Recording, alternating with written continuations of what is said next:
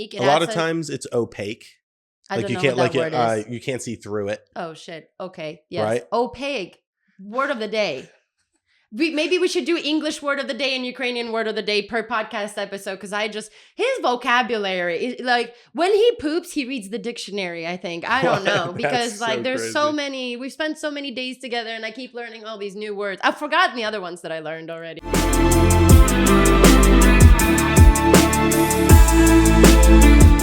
What's going on, everybody? Welcome to episode 2 of the Koalafied podcast. I'm Two-Tone and I'm Koala Puffs, and here we got some good hash here with us today. We got a nice setup so that we can take some good dabs and enjoy our conversations here. Love that.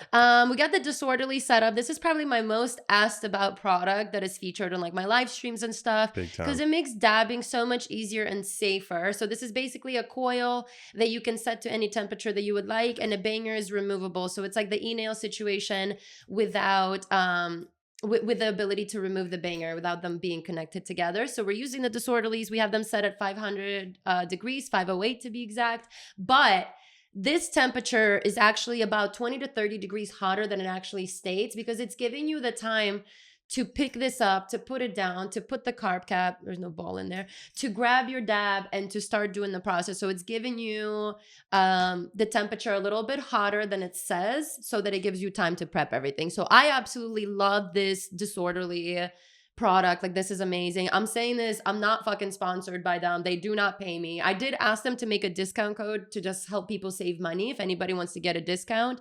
But this is just my hands down favorite thing. Goal for 2025, get a sponsorship with Disorderly. Well said. Well said. That was very smooth. I mean, because like, this has been my experience with the Disorderly setup. And prior to you and the 8PG house, the closest I've come to this is an e-nail, which is like, the banger is connected to the coil, and it's really, really hard to clean the banger.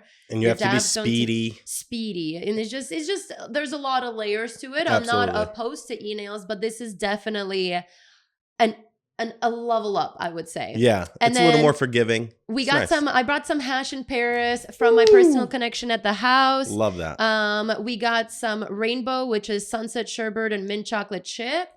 We got some honey banana papaya, which is my favorite because I'm more of a fruity girl. I know you like the gassy stuff. Yeah.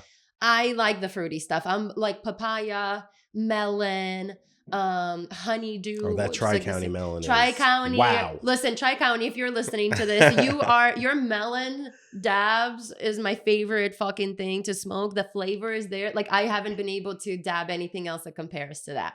It's very terpy. It's a very unique terp profile as well. And then you have your GMO here because this is what you like. Your gas. Just the gassiest, stankiest, just rip you up. I love it. Can't get enough of it.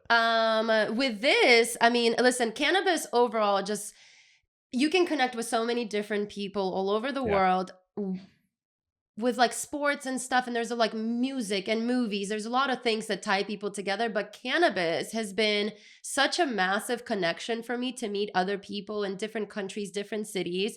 For example, we're actually flying out to Australia at the end of April. Cannot wait. Never thought that would happen, especially since they're very strict in Australia when it comes to cannabis. It is odd rules. Medically only.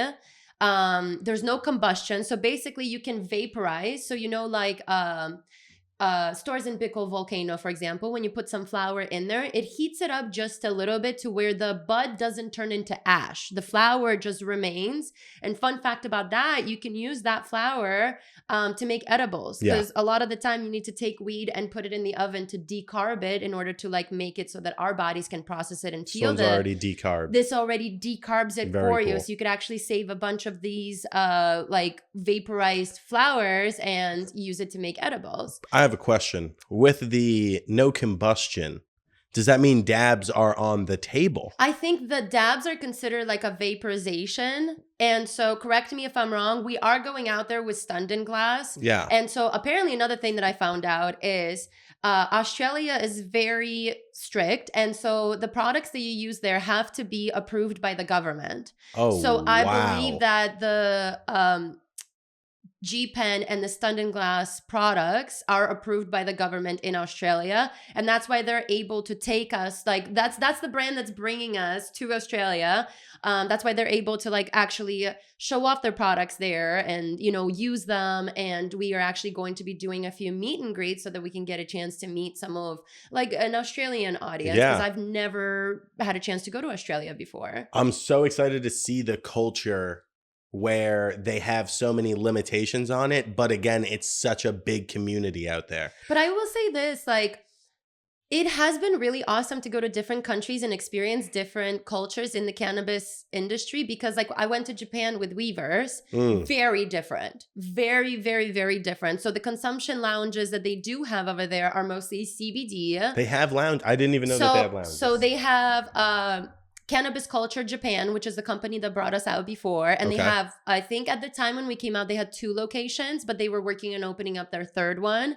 And it's basically a place that you can come and consume at the place. It's not THC. So it's like, I guess before they said that they had like Delta 8, Delta 9, but that quickly got like removed. So now it's CBD based products, and which is still, you know, calming and soothing and helps a lot of people. And I got a chance to try like real hash, like not this type of hash, but you know, the hash, like hand hash almost. Hand hash. Yeah. That got us fucked up, especially since when we went to Japan, we weren't smoking. So that was the only thing that we had was CBD puffs basically. And then that. I like that hand hash that it's like thousands of years old.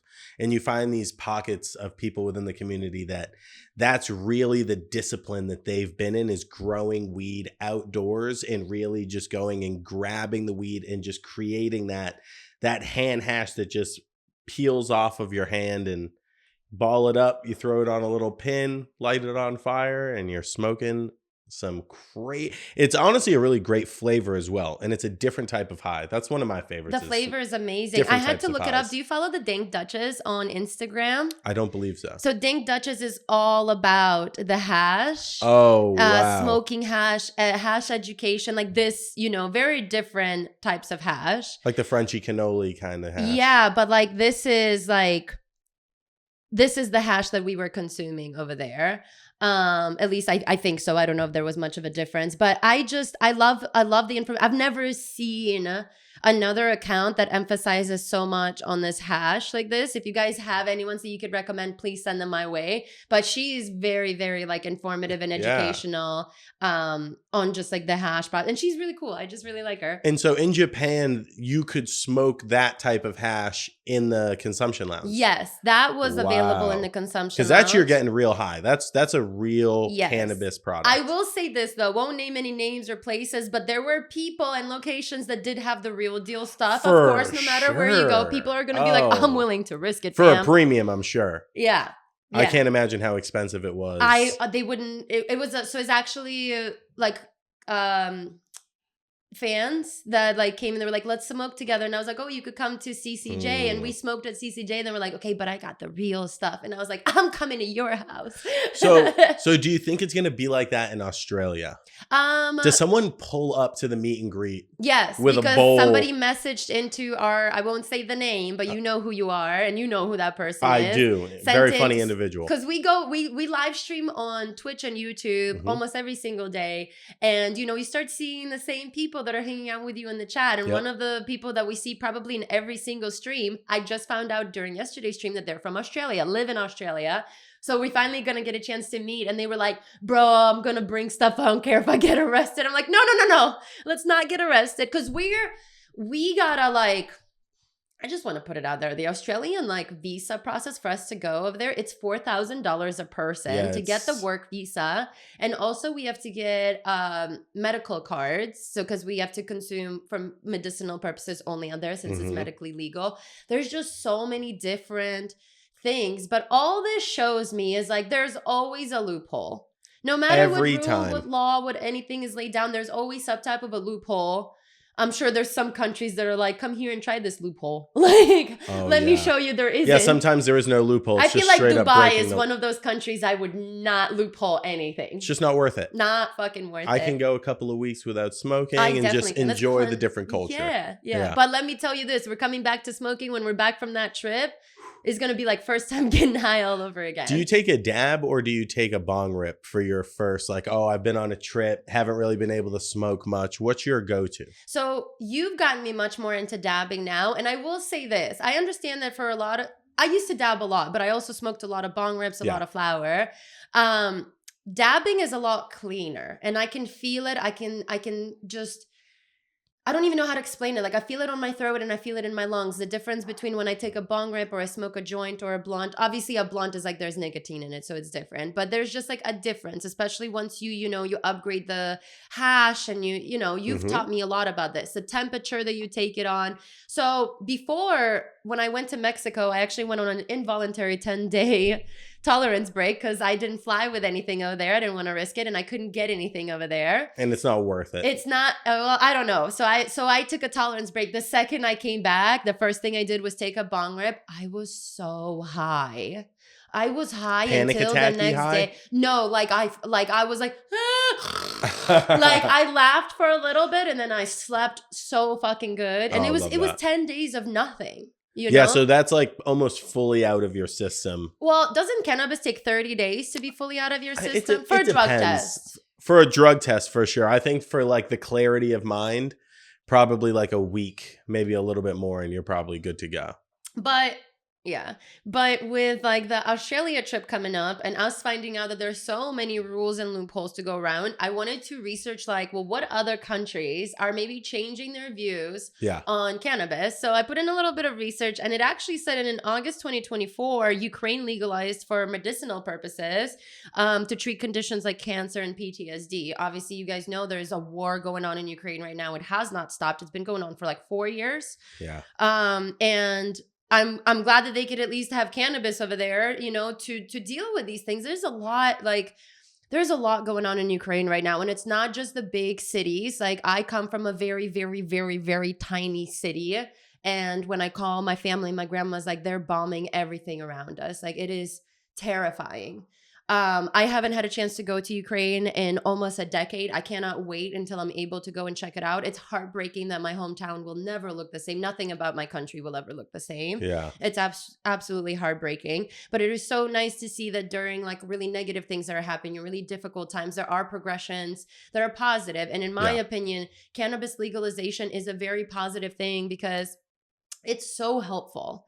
And as you know, I've lost my mother to alcoholism and like alcohol is a really big thing in Europe, in Ukraine. Like vodka is a massive part of the culture. And I'm just so glad that other things are getting introduced and maybe the stigma is getting changed around a little bit, that it's a little bit less frowned upon and people can be a little bit more accepting of it and see that there are alternative options for dealing with, PTSD, anxiety, trauma, depression. That don't come with that laundry list of side effects. Exactly. And alcohol is a depressant. So you're drinking it when you're depressed, you're adding more depression. You're drinking it when you're happy, you're coming off of it, you feel depressed. Like it's putting you in a very different state of mind than cannabis has ever done for me.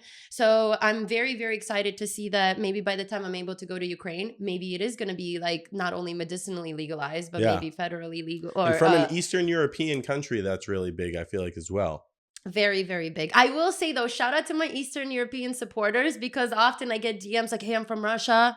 I can't post that I like weed and I don't want to publicly comment, but I fuck with you, girl. But I do. With that being said, you know that Germany also has had a massive change in the cannabis industry. They just opened the gates. They literally said, you know what? Fuck it. So I respect it. Last year, we went to the Mary Jane Berlin event. We've talked about it a lot before. It was an incredible event. And this year, we're going back. And I know that a couple of things have changed. And What's I'm changed? sure Talk to me. I think I actually don't know too many things that changed. I didn't research on Germany too much. Okay. This is just how I feel is what I think is going to happen or might already be happening. When you throw such a big event, when something first like becomes legal, a lot of the time that is an opportunity for the government to take a look at it and be like, ooh, this might be a little too much. There's too much consumption. Maybe we want to limit it. Maybe, Yeah. I'm not sure if they've done that. I'm sorry, I didn't do enough homework on Germany and the legalization, but I just feel like there's going to be some type of a change with the event that we went to last year versus now, in January 2025 is when Germany legalized recreational use. use fully. So I'm curious to see if this June, when we go back to the same event, if there's going to be differences. Because like it was a free for all at the last event. Like it was just everything everywhere at this event. You could just do. Did everybody have a lot of weed on them? There was so much weed. Everybody everywhere. smoking. I felt like it was just so much. I love that. And then later we found out because Weavers made a blunt. You know, Weavers makes the smokable art, and it didn't all get smoked. So he chose one person and gave him the rest of the blunt. Apparently that was illegal. We couldn't do that because you're giving like too much of an amount to one person. And they're not allowed to have more than like a certain amount per person. And even if you have multiple people in the room, you're not allowed to share it. Which is why, because in California, you can kind of add it up, right? If there's 10 people in the room, everybody's allowed to have an ounce. Like, well, now we can have a little bit over a half pound in here. I'm going to go ahead and rip a fatty because I feel like I haven't smoked. I think you should. Nothing but talking, so I'm going to give it to you. We need a little bit of a dab on the podcast because what would it be if we weren't high? But yeah, very excited for Germany. I especially like traveling to different countries and seeing maybe not so the laws in cannabis, but just how people get around the laws. Because that's what we were doing here for so long. I'm from Massachusetts.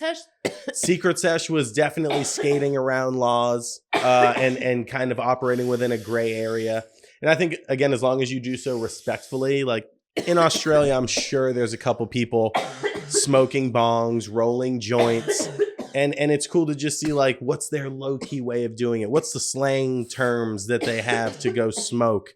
Where do they get actual flower? Where their bongs? What's the process of ordering and things like that? I love seeing how people get around these kind of laws for cannabis because people are crafty. Well, even just take THCA for an example. What's craftier than that? THCA, every weed is THCA until you light it. So when it's grown, that's why you can't just take a bud and eat it without decarbing it. Because if you do, it's not going to get you high. Like our dogs, our cats can consume the bud without it being decarbed. They'll feel it. So definitely be careful with your animals around your products. We can't. We literally need to decarb it in order for our body to process it. Yep. So with this rule that's like THCA can get shipped in the United States, but THC can't. It's all THCA until you light it. You put that lighter to it, boom, THCA instantly transformed to THC. Yep. You know, that's basically it. There are loopholes everywhere. And then you think like, oh, like don't smoke THCA. There's definitely some boof shit out there. There's boof shit everywhere. There's regular weed that I wouldn't smoke. In a million years, I wouldn't smoke. But overall, the products that you're smoking, before you light it, before you add heat to it, that is THCA. And that is something I was so confused about for the longest time because that didn't make sense to me. I'm like, but then why can we ship this but not? I was so confused. And it's just not written into the laws yet. And that's those are the nice things, right? We're finding kind of different types of would you say cannabinoids or cannabinoids? Cannabinoids. Okay. Do you say cannabinoids? Because I might. I don't know which one I go discussion for cannabinoids. I think I'm gonna go with cannabinoids. What are you doing to me? I don't know. I like the way it sounds. As we find out and kind of figure out how to synthesize these things, it's allowing us to kind of, like we said, find loopholes in laws where it says THC, but it doesn't say anything about THCA or HHC or Delta 8, Delta 9, Delta 11. Yeah, they went after those ones hard. They did. But with THCA and everything else, I think that they're starting to see like, hey, this isn't hurting people. And if done right, if done with a reputable company, because there's tomatoes that you don't want to eat. Yeah. You have to take your time and make sure that you're getting something from a reputable company and a company that just cares about what they're putting out. Did you know that tomatoes are grown very similarly to the way that a weed plant is grown? I found this out. I didn't, but there are a couple movies where the person's growing weed and they're hiding it amongst the tomato plants. Oh, really? Yeah, but what movie? Baby Boy is the one that like immediately pops to mind because his mom has like this garden and she's so proud of the garden and she's gardening one day and she's like, "What? That's not a tomato." Yeah. But no, they apparently grow very, very similarly. That's cool. I feel like cannabis is again like it's just one of those plants, and it kind of caught a bad rap early on, but it really is just a plant that flowers and It's to be enjoyed. I'm going to say this. The most my mind has expanded and the most I've thought about things outside the box and things that I've never really been curious about is when I'm stoned.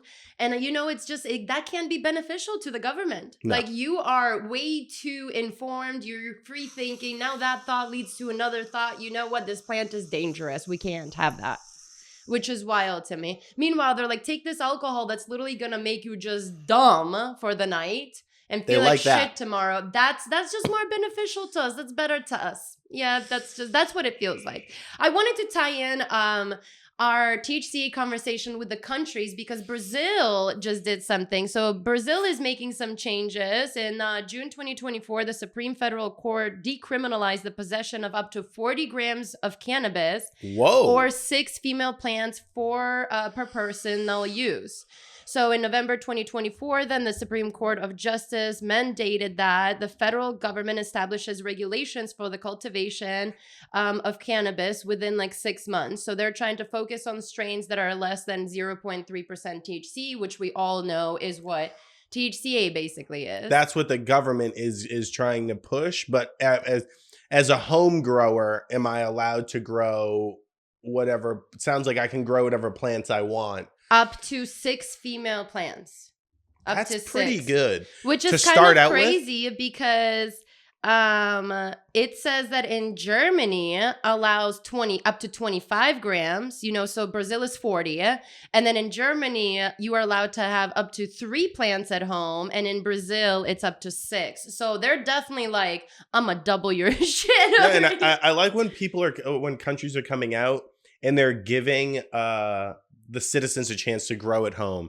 And again, if I'm going to try and grow at home, I need the more than the 25 grams, right? Because 2 plants might get you in trouble. Not when I'm growing. My shit's not going good. I'm sorry. I can't. The yields are low. My yields are so low. I'm trying my best, but I'm also the way my brain operates is I can't overload myself with information. Yeah. I have to go one step at a time. I didn't even know the basics about growing weed. So my first couple of grows were let's get the basics down. Let's make sure it doesn't die.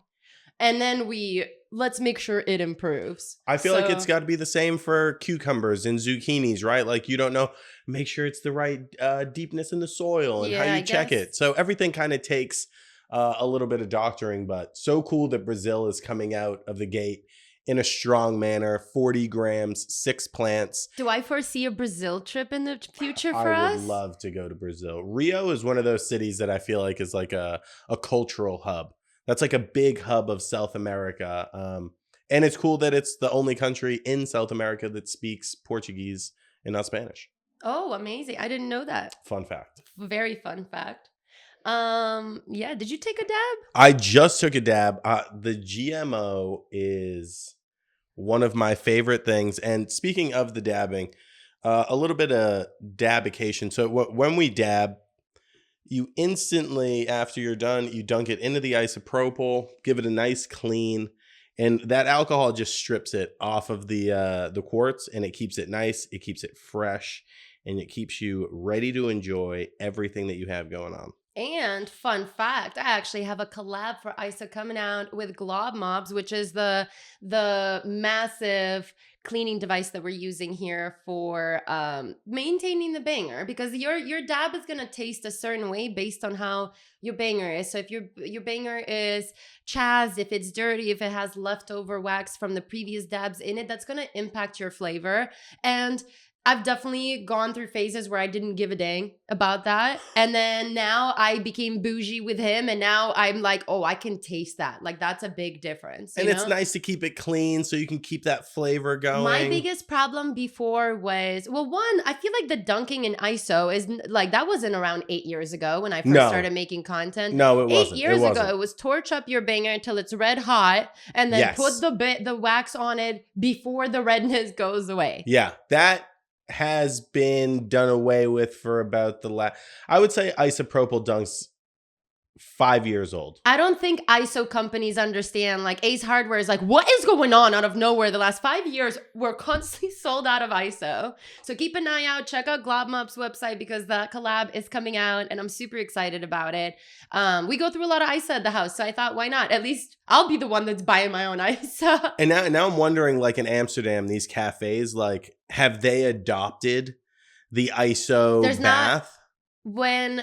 so here's the thing. When I would go to the smoke shops in Spain or Amsterdam, there's a lot of like flower consumption that's going on. The type of hash that it is more of like you smoke it out of a bowl, like on top of a bowl. It's not the dabbing device. It's again that But finger there are a hash. few guys that I met out there that are like dab heads. So they have the heady rigs, they have the good hash, they have all the temperatures down, and they do bring a dunk tank. And that was kind of like when I first started seeing the dunking in the ISO, probably about like 3 years ago or so during Cannabis. Was that 3, 4, 5 years ago? I think that was 4 years ago, like right before the pandemic. And then Amsterdam, same thing, because a couple of those guys, like they travel. I love that culture out there. It's so amazing. Do you think that we're gonna see any type of a Amsterdam, Spain type of coffee shop culture come to the US? I think that we're trying, but I just feel like the point is being missed a little bit. Yeah. I think it's so much like when you're in Amsterdam, when you're in Spain, when you go to these coffee shops, you really feel the energies to relax, to enjoy yourself, to take your time, to socialize. I feel like here they're kind of like, we need the space. Come in, buy, smoke, leave. That's Yes. the energy that I feel, that we need the table space. Even if there's tables open, like I just feel that's the energy that I feel. Very business. Yes, I don't feel like it's very like just come and hang out here as long as you want. Like in Amsterdam, in Spain, they have video games that are in these lounges. And like I know there's Tetra Lounge in Denver, Colorado that has that type of vibe where it's like, they have video games so you actually get locked in to sit there for a while.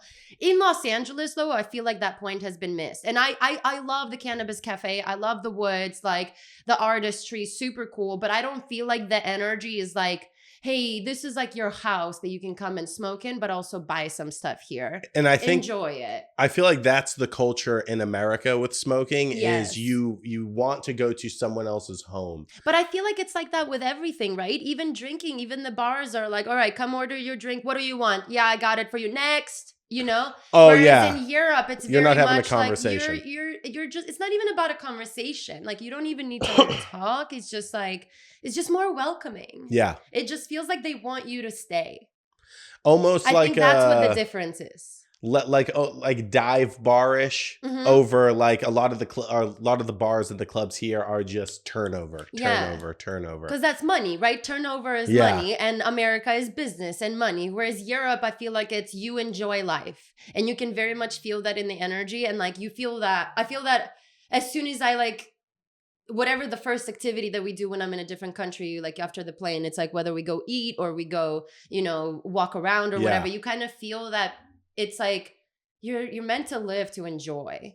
And that's why like when we first started getting serious, I was like, do you think that you'd always want to live in the United States? Because I really enjoy how I feel when I'm in other countries. And I've just considered maybe the United States is not my final destination of like, being here. I don't know that it is or it's not, but it's just like the energy, you feel lighter. 100%. And obviously you're on vacation, so you're obviously that's a thing. But like when I go on vacation in fucking, I don't know, Florida or something, I don't feel that way. No. I don't feel the relaxed. I don't feel the come and stay and hang out. There are some where you could go to Barcelona and feel that, like you said, you can't go to New York and feel that relax. So that's, I think, the difference between the smoke lounges is like, it's essentially the same thing. They sell the weed, they rent you the bongs if you want, they have the TVs and they have a place for you to sit to enjoy that.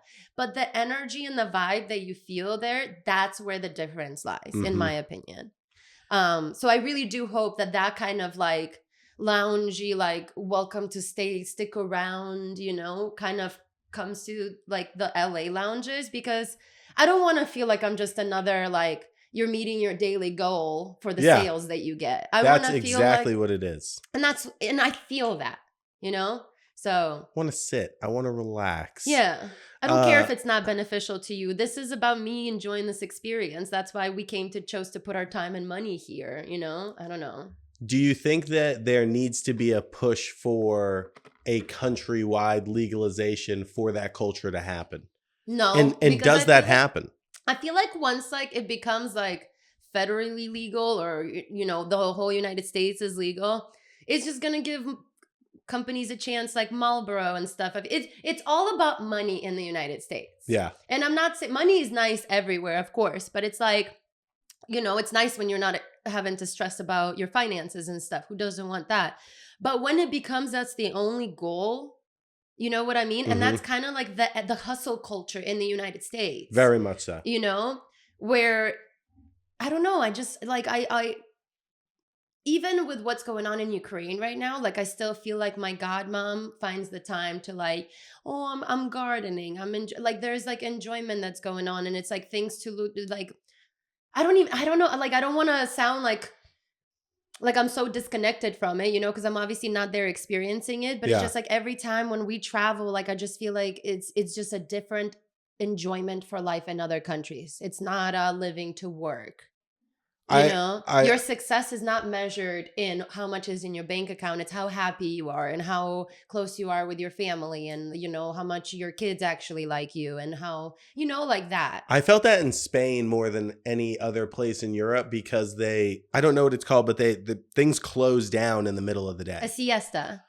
You take a siesta. It drove me crazy. Everybody goes to take a nap. And I hated it. I loved it because it's literally like, we don't give a dang if there's money that's lost in those 2 hours. Everybody needs a pause. Everybody needs a break. Yeah. And that's what we're all going to do. And that, to me, like, I love that. But then as it's closed for 2-3 hours in the middle of the day, it's open until like 2-3 in the morning. That's what I didn't understand. It's relaxing. It's like, it's not like a bunch of like, you know, there's obviously still chaos that happens here and there. I'm not just going to say like overall, but I'm just saying in general, like you're walking around, it's 2 a.m, you feel safe. It's just like, it's a nice, everybody just took a nap and came back to the day. Like they're loving it, you know? I think with that breather too, it allows people to have a piece of the day for themselves and not feel like that day of work was strictly dedicated to work. And that's big for people's peace of mind, to feel comfortable, and when people are happy, they will make you more. That cashier who gets to take a breather,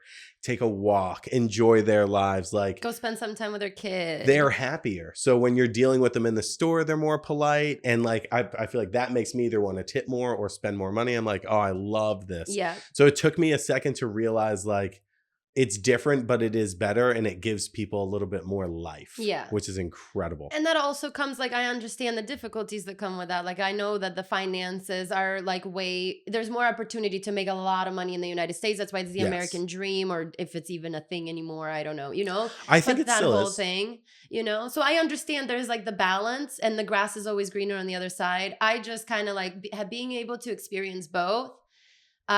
Being born in Ukraine, and then my mom so badly wanting to live in the United States and bringing us here and stuff. It's like, I'm grateful for that. Obviously I live in an incredible life, and I love it, but I kind of miss that, like, wow, like, you know, all the things that I tell you about in Ukraine, like it's more like you just go outside and you just hang out, and it's like it's simpler. It's like 20-30 years behind here when I felt like I grew up, and it was just nice. And that's kind of how I grew up too, like a lot of outdoor activities, constantly being in the woods or at the beach, riding bikes. Like you're just more connected to maybe not nature, but just enjoying your surroundings, which I feel like is really, really big. That's why I'm super excited for the Scotland trip. It happens. If it happens, I'm just maybe excited somebody for can that. Let us know, because I've been trying to do research, and I feel like either someone lied to me. Maybe they keep it really low key. And that's what I'm thinking. But I'm like, you don't have to tell everybody. Just tell me, okay?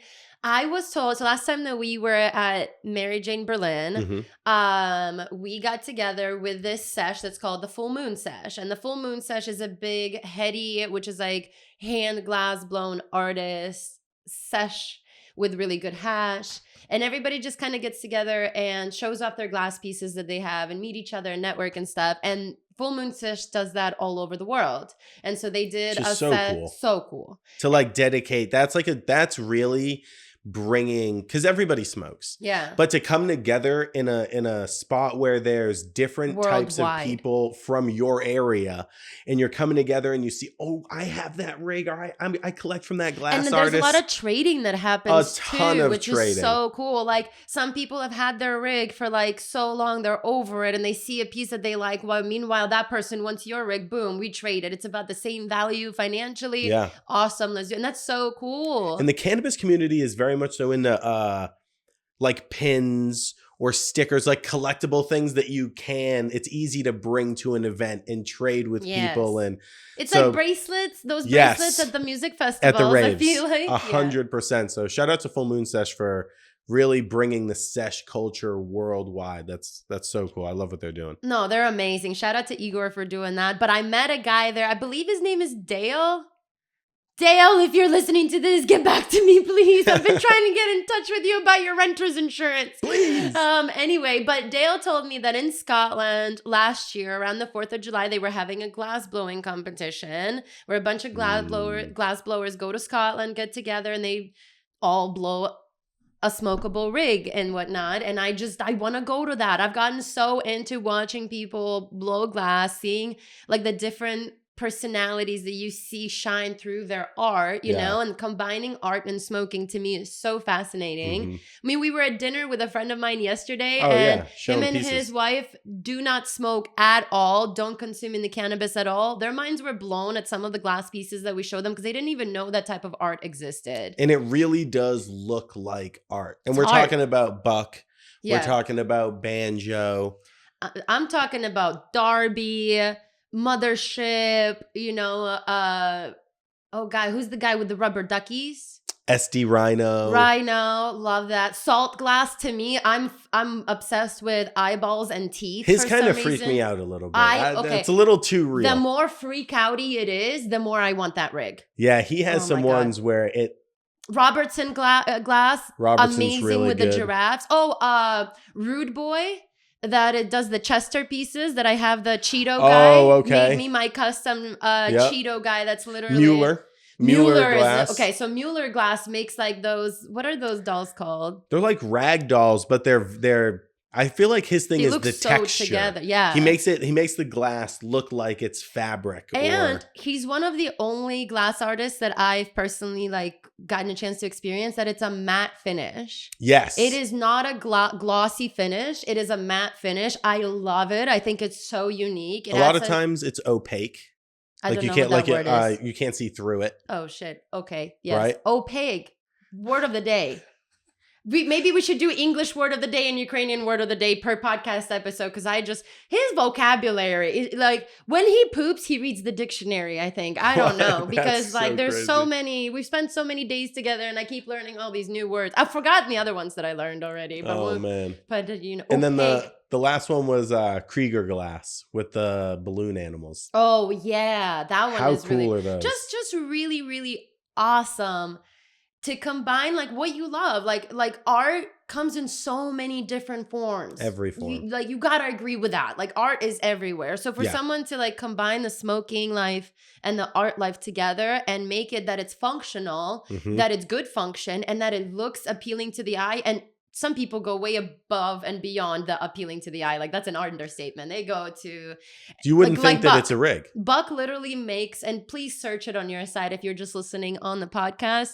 Buck makes like skeleton rigs from like fish. Anglerfish.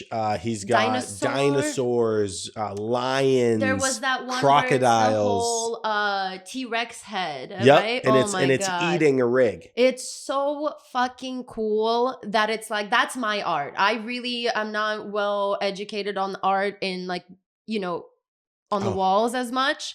But if I had the type of income where I could just spend the money on like collectibles and things, it would definitely be like Buck's style work for sure. Absolutely. It's amazing. And the slop, we have special shout out to Slop Glass. Slop Glass. So Slop is two guys from Japan, and they literally designed the cup. So the cup that you guys have seen me use before, that's their style, and the designs on them are amazing. These pieces are so expensive. That's why I only got the clear one, because once you incorporate color, it just goes up like $10,000 more.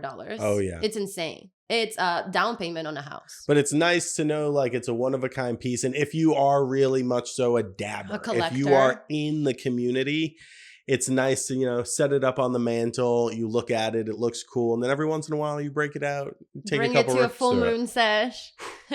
So cool. I wanted to, I don't know, let me know how you guys feel about this. I wanted to introduce a new segment because, you know, we're still kind of figuring our podcast out. Yeah. You know, some people have it all together already. I'm just like, we're going to go along for the ride. The new segment that I wanted to introduce is things that I've seen on TikTok, because you're not on TikTok ever. You find these things out on Instagram 6 months later. And I wanna be able to talk about these things. And so I figured maybe, you know, on these podcasts, we talk about like, what's TikTok talking about right now? And one of the most talked about things on TikTok right now is the Poppy versus Olipop drama. Do you know anything about that? I know that there are drinks, and I've seen them at Erewhon before. Erewhon. Or like Whole Foods.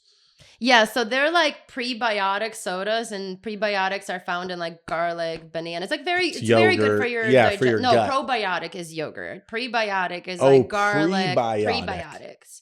So I didn't even know that was the thing. Okay. Yeah, so prebiotics are non-digestive fibers found in foods like bananas, onions, and garlic. Okay. And then probiotics are like yogurt.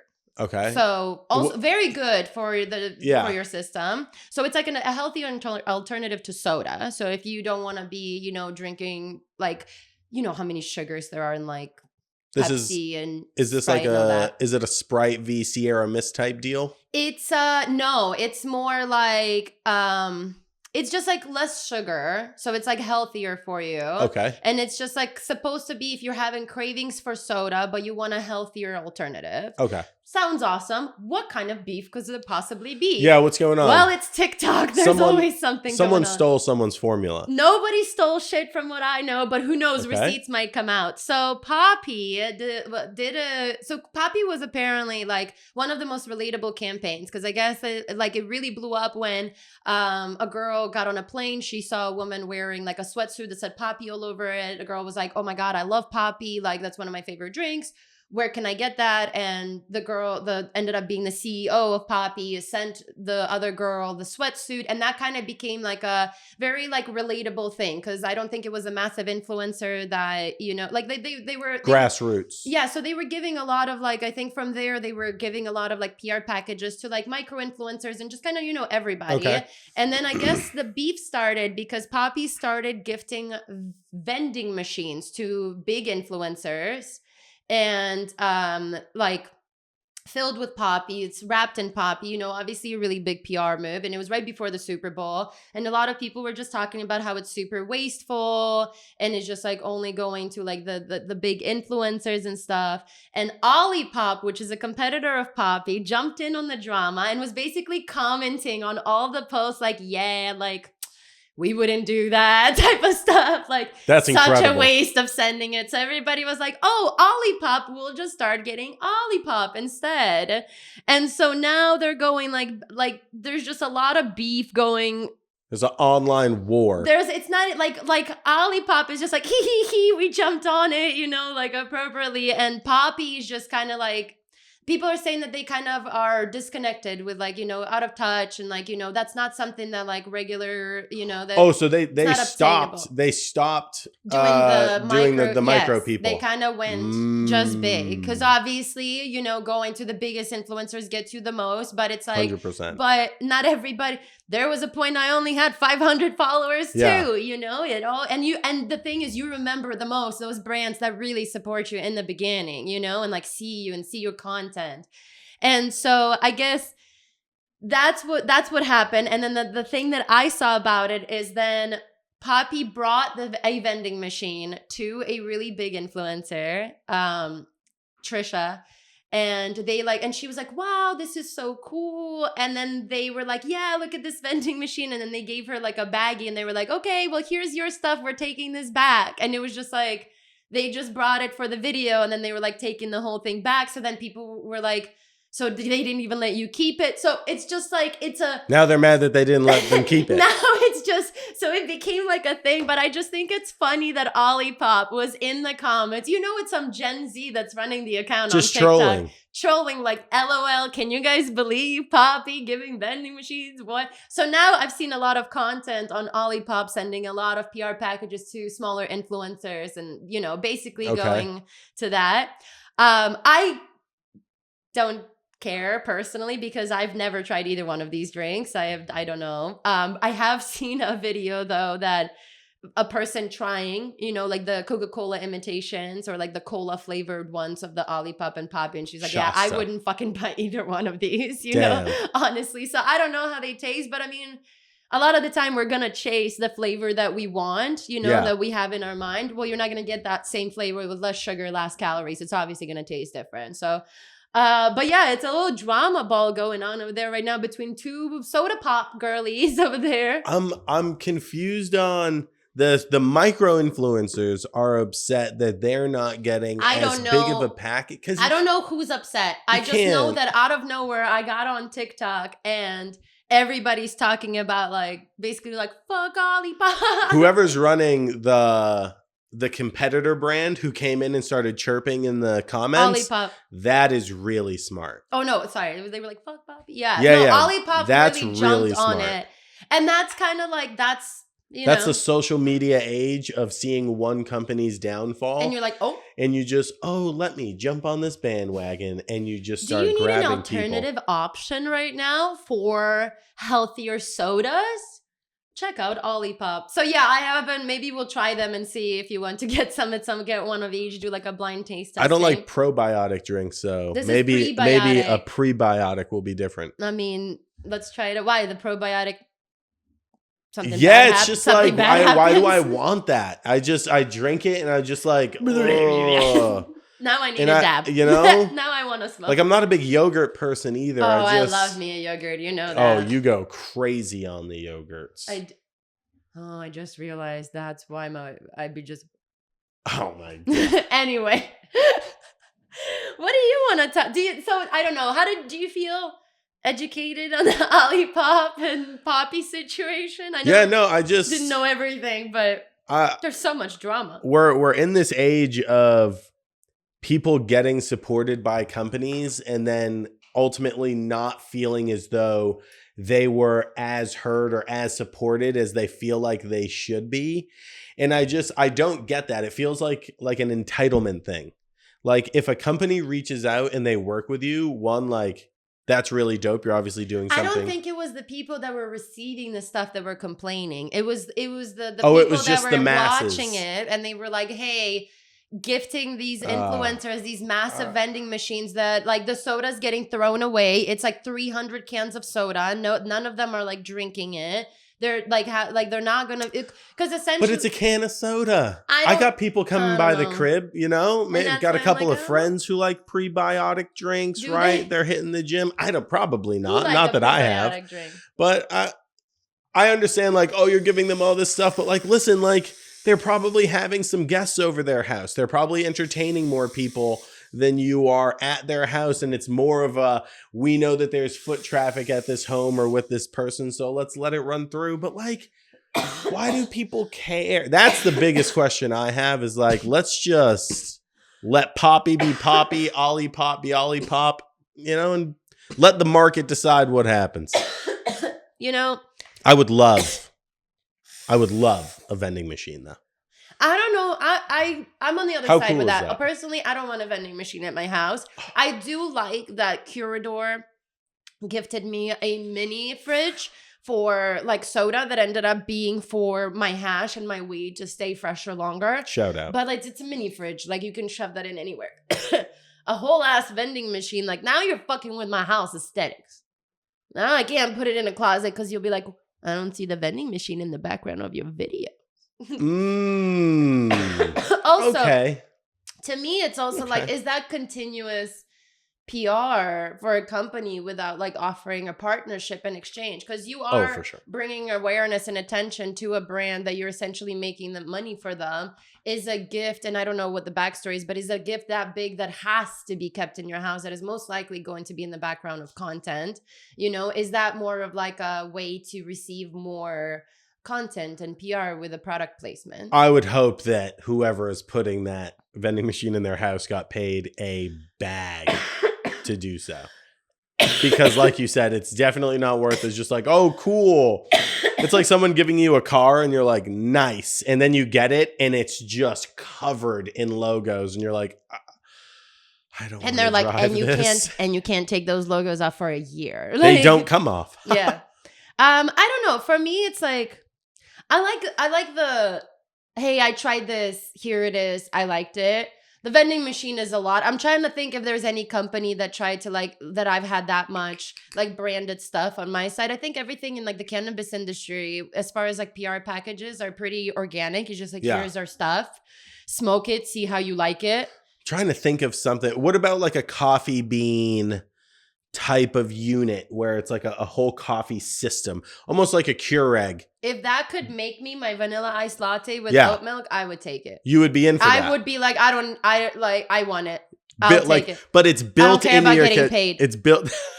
Okay, put it in my brand new kitchen. We found it. Yeah. No, but that's different. This is something I spend my money on coffee bean almost like probably 5 out of the 7 days out of the week, and I am happy doing it. To me, it's a treat. It's like a pick me up. I feel like, ooh, I'm like in a better mood when I go and do it, because I'm like, okay, my day has begun. Let's the creativity flow. What are we gonna film today? What are we gonna live stream with later? I like it. You know, when I just make a coffee at home, I feel like I'm like, and I'm sad. I'm just like, because it's the routine. It's the routine, and so. For me, my mood and my energy is 100% worth the $7 investment a day. Mm-hmm. I like it so much. I wouldn't need to get paid. If Coffee Bean was like, we will give you this machine at your house that could make you this, and I could make it at home, I would probably feel the same pick me up, because it's the flavor that does it to me. Okay. It's not the driving over there and grabbing it. It's not the routine. Because I even feel that way when I get it delivered to my house on days that I don't want to go. Okay. You know, like it's not the leaving the house and the going to it. It's like, I like the flavor. The flavor to me equals I'm excited. I'm about to get creative. I'm going to film. It's going to be a good day. Maybe something fun's gonna happen today. On the days that I usually don't go and get Coffee Bean, it's because I'm either super late and frustrated to things, which is already not a good start, or I'm so sad that I'm like, I don't even want to get a Coffee Bean. Like, I just want to be in my depression ball today. Okay. And so I feel like that ties it in with, if I'm having it, I'm in a better mood, I'm having a better day, and it naturally picks me up. And so that's something that I've noticed about me. So to me, it's worth the money that I spend. I get that. Yeah. That makes sense. So I would take it without a little bit of a swing. Swing us. We have I guess people would call him an American hero. The Navy SEAL who took down Robert O'Neill. And he's getting into the cannabis industry, which I think is really, really cool. And it's kind of following the Weed for Warriors program. We used to have them at the events, and it's like a coalition of veterans who are pushing for cannabis legalization, because there might not, besides mushrooms, I haven't heard of anything that really helps with that PTSD. And that's a serious thing, especially with American vets. They come back and they are heavily forgotten. And it's very sad to see. So it's cool to see someone with such notoriety really taking a big step in. And I think that will do a lot, even on the legalization side, because that's typically a red voting side. And I think that with the military kind of getting on board with cannabis helping these warriors is really big. Yeah, tell us a little more about Robert O'Neill. I'm sorry, I kind of cut you off and didn't get a chance to go into like what he's known for, but I'm sure. So he was a part of the task force, and I'm pretty sure he was the person himself who took down Osama bin Laden in the raid, and has just really blown up in telling his story, and just talking about the sacrifices that it takes to really be one of these, the sacrifice it takes to be in the military, but then to be a part of these more elite task force that are going into. It's very dangerous. It's so dangerous. You know, a lot of times, like, you're going to lose a friend, and they are going there to essentially take down the worst of the worst individuals. And he did. And he did. So shout out to this guy, an American hero. And I just like to see that he's going into cannabis with an open heart. And I didn't know that he smoked. And I've seen a couple of the interviews that Me he's neither. done, and he never really broached the topic of cannabis use. So I think even again, like, it's the stigma break of just, these are military guys. These are like, and military in America is very tight tie, buttons are all in a line, like you're to a T. So to see that they are embracing marijuana is really, really big for the cannabis industry as a whole. Absolutely. No, I I agree with love that. to see that. His company is called Operator Canico. It's based in New York City, How but cool is that? it's awesome. I love it. I think it's really, really cool. Especially like I'm pretty sure that a lot of his strains that he puts out focus on PTSD, anxiety relief, like something that actually like, so basically indica heavier strains, because sativa is going to make your heart race a little bit more, and that's just not the It's not what you're goal of looking this. for. Yeah, it's not what we're looking for. So it's just really cool. If you want to look up a little bit more about Robert O'Neill on your side, but just see what else he's done, what he's doing. He's a writer. He's put out some good stuff out there. The man's killing it. And it's good to see. I feel like in the last 5 years, we've seen the explosion of recreational brands. Yeah. Where they're just focusing on the masses. They're focusing on very high THC counts. That's not always the best. It's not always the best medicine. And THC is not, like, we got to look at the cannabinoids. We got to look at the breakdown of everything, because all of that is what makes an impact on how you're going to feel, how you're going to process it. If you really start, it's kind of like reading the labels on food and drinks of like, okay, what is in here? Absolutely. You notice red food dye is in there. You start noticing like, okay, that doesn't make me feel good. I don't like it. It's not good for me. Let's cut it out. You start paying attention. And then we attention. find out that it is actually really bad for you. Terrible. But that's why I like basically looking at the whole cannabinoid breakdown. You'll start seeing like, oh, I notice when I get bud that's higher on this cannabinoid, that always makes me paranoid, and this one makes me feel more relaxed. And then that way you can start tuning in on what your body receives best as far as like cannabis goes. And I didn't know that the terpenes that are in there actually have a really big cause and effect in the high as well. Mm-hmm. And I really started thinking like, oh, aromatherapy, like the limonene might have more of a calming, or the myrcene might have more of an energetic. So like you said, really reading the label and seeing the cannabinoids, the terpenes, like there are certain blends that will mix with you and you will have the best time. And there are other ones that you're like, oh, maybe I'll stay away from that. Yeah. Which is another really cool thing about cannabis.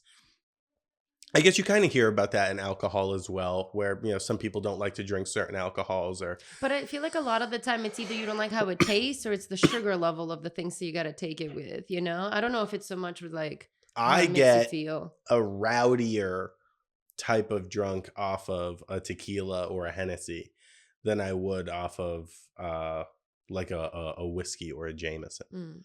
But that's just me. I get that. No, for sure. I'm fucking stoned. This I is am feeling great. This so is some high. really good hash. Can you tell us, so let's close this out because we're having a really good episode here. We could talk and talk, but yeah, I was going to say, let's close it out with one thing. So you kind of were educating me a little bit on the 70 to 120U that's written on these hash jars. Yes. What is that number? What's the breakdown? Can you tell us a little bit more? Because you did such a good job informing me on it. Yeah. So a lot of times you'll see a 70 to 120, or maybe a full spectrum will be like a 50 to a 189U. But that's really talking about the micron size. Micron is a very, very small unit of measurement. So essentially, when we're making this hash, they are taking the plant that is freshly cut down and immediately frozen. There's no trimming involved. There's no cure involved. The plant goes... Do you wet trim the leaves so that you don't use as many leaves, so you leave mostly bud, or no, you want all the stuff? Or does it matter? Depending on the grower, right? If the grower is someone who does a lot of wet trimming, his weed's going to be like that. But those sugar leaves, you're not mad at those because, again, they have a lot of resin on them that you want to grab. They're still sticky. Still good. Okay. So you're chopping it down from the grow and you're freezing it immediately. after it's frozen, it's going into a bucket of water, and it's like the cleanest of the cleanest water, right? And inside of that, Is that like the RO water? yes, reverse osmosis water, right? So it's passing through a barrier, so any impurities can't go through it. The bucket essentially has sifting bags. Mm-hmm. So you put the weed, the ice cold weed, into the ice water, and you swish it around, and the trichome heads, those oils that make the weed sticky, those begin to freeze and snap off of the weed, and you'll actually see them floating around in the water, especially What's it if look it's like oils or what? no, or what it is looks it? like it's hard to describe. I want to say like when you have a shampoo and you can see like that glistening part of the shampoo where it's very hard to We're describe. just gonna have to do it. We're just gonna Okay. have to we're just gonna have to do it, a YouTube video to show everybody what it looks Yeah, like. I like that. So you're basically washing that weed, and you're trying to have all of the trichome heads freeze off.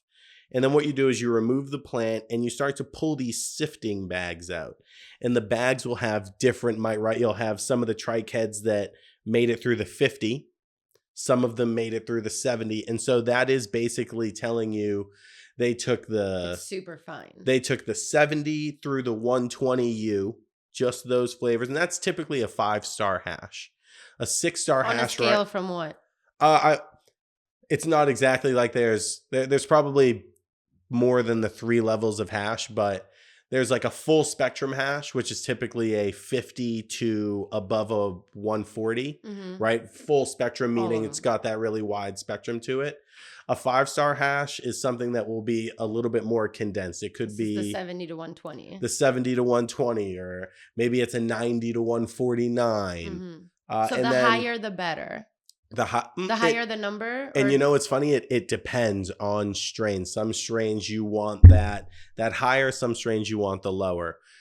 How are we supposed to know when we're going into? And that's where these hash guys are coming in, because it's still so new, right? Like the research really hasn't been done on everything.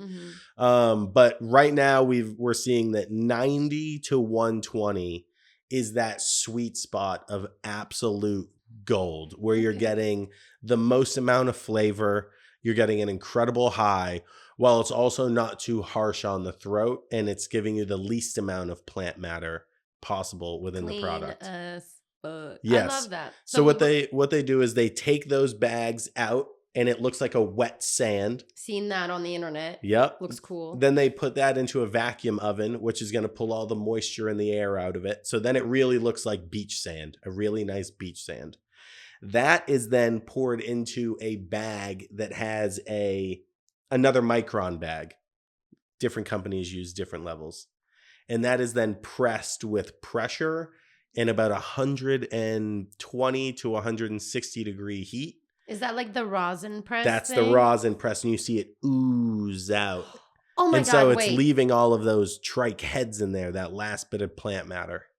So is this what? Because I've tried pressing my own stuff, but I've only tried pressing flour, and I was like, what kind of a nug do you need to press to get those drips? Like I see people doing online. That's because they're using this sand in the back. Yes. Oh my Flour god! rosin, Everything just clicked for me. flour rosin was really tough to have one of those huge globs come out, unless you like really packed it in and had a press that was really strong. It was hard to get those massive. I need to try it now. Oh my god, I'm so excited. Yeah. So that's the process of hash rosin, and I think this is cool. We should do a little piece of education after every. That's up to you because you're the one that knows this stuff. You ask the questions, and I will provide the answers. I love that. Well, thank you guys so much for hanging out here with us today. This was a really fun episode. I loved it. You will be seeing us upload on the 1st and the 15th of every month. If there's certain things you guys want us to talk about, anything you want us to try out for you, let us know in the comments below. I look forward to doing this bi-weekly. It's incredible. Again, any type of products, any type of reviews, we love it. And topics are pretty wide open. So if you have anything, send it over. Let's talk about it. We'll be seeing you in 2 weeks. Bye. Later.